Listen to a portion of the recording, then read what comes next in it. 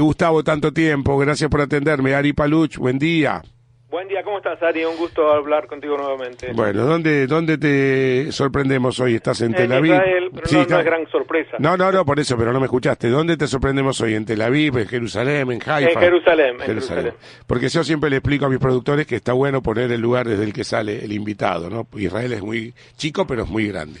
Bueno, Jerusalén, y hoy vos, ¿qué sentís? ¿Que Estiuso puede aportar algo adicional a lo que dijo en otras ocasiones, que ha pedido hablar porque tiene algo para contar, o más de lo mismo? Me permito, antes de responderte, y ya lo hago, corregir un poco el tema de que muchos pensamos que lo de Nisman fue un asesinato. No aclaramos la cuestión cuando utilizamos el término pensar, opinar, creer, conjeturamos. Lo de Nisman fue un asesinato, esto está demostradísimo, y además es lo declarado por la justicia argentina en el fallo del 2017, dice claramente que fue un asesinato. Ahí en la página 457 hay un subtítulo que se llama El homicidio de Nisman, y tiene este fallo de la justicia argentina un apartado especial que se llama la colaboración en la instalación de la versión del suicidio. Y recordemos que esto se basó en el peritaje de Gendarmería Nacional, más allá que lógicamente siempre los que van a objetar hablan. No, pero no es solo eso, Ari, justamente en los libros que muy gentilmente citás. Bueno, en el segundo en realidad hablo del asesinato de Nisman, porque el primero fue publicado cuando Nisman vivía, si bien me adelanto un poco a la posibilidad de su asesinato, pero en el segundo, que se llama Morir por la Argentina, publicado en el 2017, que está dedicado íntegramente al asesinato de Nisman, ahí enumero decenas de pruebas irrefutables que son las que llevaron a la justicia argentina a determinar que fue un asesinato. Por lo tanto, insisto, no es que yo tenga una obsesión, pero difundir el término creo, me parece, opino, tal vez no ayuda, porque bien. Aquí estamos hablando de un asesinato clarísimo, y aquí ahora vengo a la respuesta sobre Estiuso, y uno de los que más puede aportar precisamente es Jaime Estiuso, porque él, si bien no tiene la precisa, como la podría tener Milani, por ejemplo, que debe saber exactamente cómo se produjo el asesinato de Nisman, Estiuso puede ofrecer algunas ondas que se sumen a todo y permitan desenmarañar el caso. Por lo tanto, me parece bueno. Por otro lado, me parece bueno que vuelva a declarar. Acá, sí. Pero por otro lado, como siempre, esto es una historia de nunca terminar, así como el caso AMIA todavía sigue en la justicia argentina, y el hecho de que venga alguien a declarar casi 8 años después de que Nisman fue asesinado, también genera la sensación de que es interminable y que nunca se va a saber nada, porque el juicio va a continuar y va a continuar y va a continuar. Espero que no sea así, que cuando Estiuso declare diga cosas muy concretas y permitan acelerar el proceso y no postergarlo. Bueno, entonces aprovecho para seguir haciéndote algunas preguntas.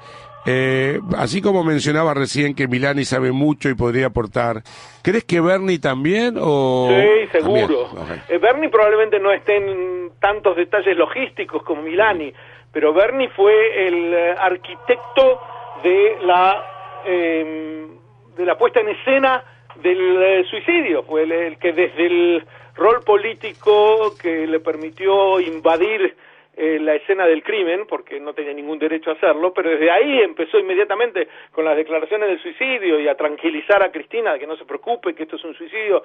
Él sabe exactamente cómo fue la trama que llevó a la puesta en escena del suicidio. Lo que no sabe es, probablemente no sepa, cuestiones logísticas de cómo se produjo el asesinato. Mientras tanto, está muy bien que puedas decirle a la audiencia del Exprimidor, con la contundencia que lo hiciste en tu segundo libro, pero de una manera muy accesible, 3 o 4 cuestiones que tornan irrefutable que a Nisman lo han matado.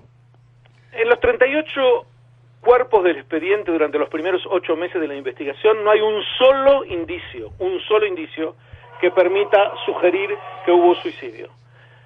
Nisman además era una persona en la cúspide de su carrera, que nunca mostró ningún signo suicidio, que todo lo contrario, había dejado muchas pruebas de que se proponía concluir con tareas pendientes. Además, no hay un solo allegado a Nisman que siquiera insinúe la posibilidad de suicidio. Por lo tanto, todas estas interpretaciones psicológicas son absolutamente infundadas. Pero en contraste con ellas, lo más concreto, el barrido electrónico demostró que Nisman no tenía pólvora en las manos, como lo definió la fiscal Fein, lamentablemente, y ello descarta el suicidio, ya que la pistola Versa calibre 22 probó siempre dejar pólvora en los dedos del que la usa.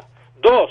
La pistola misma estaba limpia, es decir, no había en ella ninguna mancha dactilar, y los peritos de la Fein lo que dijeron, peritos entre comillas, por supuesto, adujeron lo imposible, y era que la sangre había borrado las manchas. El occiso era diestro, y el arma fue hallada bajo su hombro izquierdo, obviamente fue incorrectamente colocada. Entre la muerte de Alberto y la llegada de terceros para corroborar la muerte, fueron borrados los mensajes y textos de su computadora personal y de su celular. Además, la forma de las manchas de sangre en su camiseta indicaban que el cuerpo había sido movido antes del arribo de los investigadores. Tanto el médico como la enfermera que lo encontraron declararon que la posición del cuerpo en la foto que habían difundido los de la Policía Federal no concuerda con la posición en la que ellos habían encontrado el cadáver.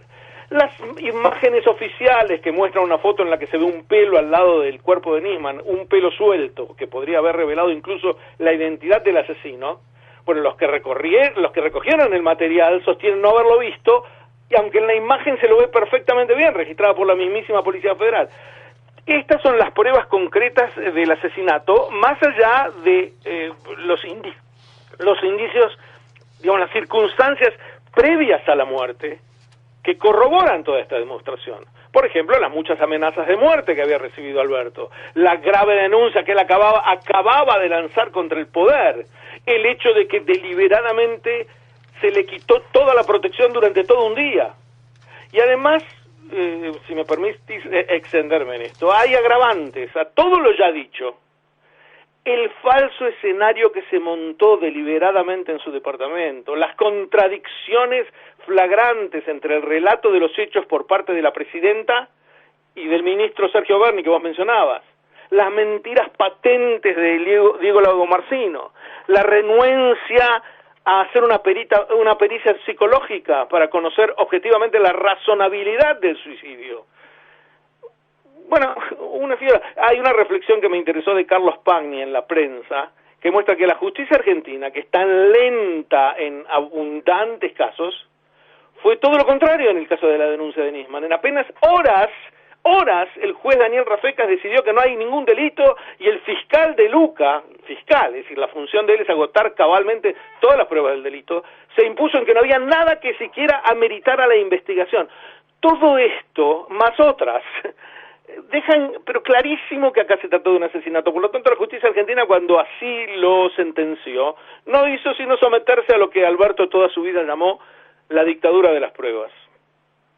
Quiero preguntarte por Diego Lagomarsino, porque aquí estamos hablando de un asesinato de envergadura, con repercusión internacional, con presunta participación de inteligencia paralela, y acá están procesados custodios que en todo caso facilitan la tarea, y un hombre en el que Nisman creía y que presuntamente lo traicionó. Lagomarsino, ¿qué nivel de responsabilidad tiene en el homicidio de Nisman? Es cómplice necesario, no necesariamente él lo mató, no 1000% está claro que él sabía que lo estaban por matar, probablemente sí lo sabía, pero fue cómplice necesario porque él entregó el instrumento eso lo admite él también, entregó el instrumento con el que Nisman fue asesinado. Ahora, él puede llegar a decir, uno, pero yo no sabía a quién se lo estaba entregando. 2, en realidad yo se lo entregué a Nisman, que se suicidó, pero esto está claramente refutado. Y además de varias mentiras de Lagomarsino, cuando él dijo que Nisman le había pedido el arma para proteger a sus hijas, y sus hijas estaban en el exterior, entonces ¿para qué le va a pedir a él el arma? Dijo también que Nisman fue el que lo llamó, y fue demostrado por las grabaciones telefónicas que él había llamado a Nisman. Y hay más. Por lo tanto, que Lagomarsino miente también fue demostrado. ¿Cuál es la dimensión de sus mentiras, esto todavía no se sabe, espero que algún día sí se sepa. Mientras tanto, él es cómplice necesario porque entregó el arma con la cual Nisman fue asesinado. ¿Algún día sabremos quién es el autor material o la autora material del Mientras asesinato? Cristina sea vicepresidenta es absolutamente imposible porque está permanentemente ahogando a la justicia también en todo lo que tenga que ver con comprometerla a ella en alguna causa de corrupción o del asesinato. Pero de los Nisman. 4 años que Cristina no fue presidente ni vicepresidente, tampoco supimos quién fue el autor material. Pero avanzaba, Ajá. la causa avanzaba. Lentamente, insisto, la justicia argentina es así, pero avanzaba. Desde que está Cristina no avanza siquiera. Ayer Estiuso dijo que justamente cuando Cristina lleva a cabo el acuerdo, el memorándum de entendimiento con Irán, queda rehén de esta cuestión y más que nunca tanto Estiuso como Nisman pasan a ser un obstáculo. ¿Qué pensás vos? Yo lo llamo en mi libro el memorracho. Muy bien. El memorracho es un detalle menor, no es lo más importante. Porque un año antes, ese es lo más importante, se había firmado un acuerdo, o Timerman lo había establecido, con el Supar iraní en Siria para generar el memorracho. Es decir, el memorando de entendimiento de la Argentina con Irán del 27 de enero del 2013 fue mucho después del encuentro entre Timerman y Assad, el presidente sirio, que fue el que facilitó el mensaje entre Timerman y los iraníes. Todo secreto hasta que Pepe Eliashev lo descubrió y Timerman se vio obligado a reconocer que tal encuentro había existido. En Alepo, sí. Pero en ese encuentro se planeó cómo llegar al memorracho. El memorracho o el memorando de entendimiento es la parte final, no es el comienzo de la investigación por parte de la Argentina. De no haber existido este memorándum, igual lo hubieran matado a Nisman. Bueno, eso seguro, pero ¿qué tiene que ver? Perdón, Gustavo. Porque yo acabo de mencionarte que Estiuso dice que justamente Cristina queda rehén de este memorándum y justamente esto convierte a Nisman en un obstáculo. Por eso tiene que ver. Claro, pero a lo mejor Estiuso se equivoca. Estiuso quiere decir, vamos, para que no confundamos interpretemos más a a la gente. Estiuso. En vez de llamarlo memorando, llamémoslo el acercamiento secreto entre Argentina e Irán. Sí. Ahora, yo lo que estaba explicando es que no se dio a través del memorando. El memorando fue la consecuencia del acercamiento y no el comienzo del acercamiento. El resto son detalles. Ahora, si la pregunta es el acercamiento de la Argentina a Irán para blanquear a los iraníes de los atentados que habían cometido en la Argentina a cambio de dinero. Sí. Si ese acercamiento fue lo que generó el asesinato de Nisman, la respuesta es sí, porque es lo que Nisman descubrió. Nisman descubrió este acercamiento corrupto, que era una traición a la patria de Cristina con los iraníes, y lo mataron por haber descubierto esto para que no continuara con su investigación. Y después todo el aparato K lo que hizo fue tratar de ensuciar a Nisman por doquier y además ahogar inmediatamente la causa, esconder todo, desecharla, montar un escenario de suicidio absolutamente inverosímil. Gustavo, ahí hubo un par de cosas que se mencionaron, que por supuesto no se pueden comprobar, pero se pueden sospechar, porque estamos buscando todavía al autor material o a los autores. ¿Crees que pudo haber sido una o más de una persona que estuvieron? Una sola persona estuvo en la escena del crimen para matarlo, ¿no?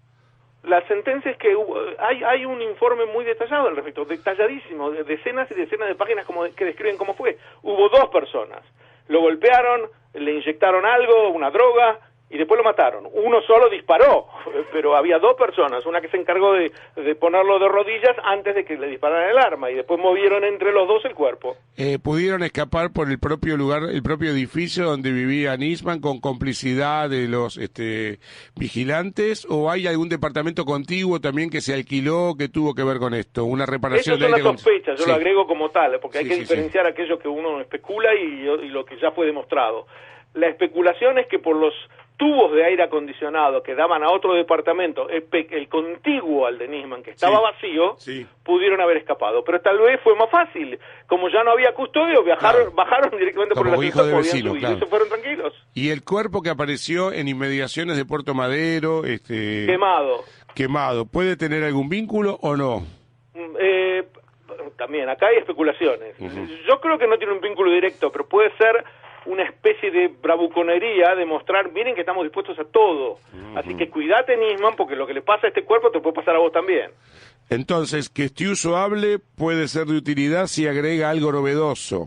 Es posible, y Stiuso en ese sentido no creo que pida declarar para tomar un café. Si pide declarar es porque querrá aportar más datos que permitan generar el cuadro general, que permitan de algún modo armar un poco más el rompecabezas. Gustavo, contundente, te agradezco inmensamente, que tengas una buena jornada. Un placer, Ari, hasta cualquier momento. Gracias. Gustavo Perendic.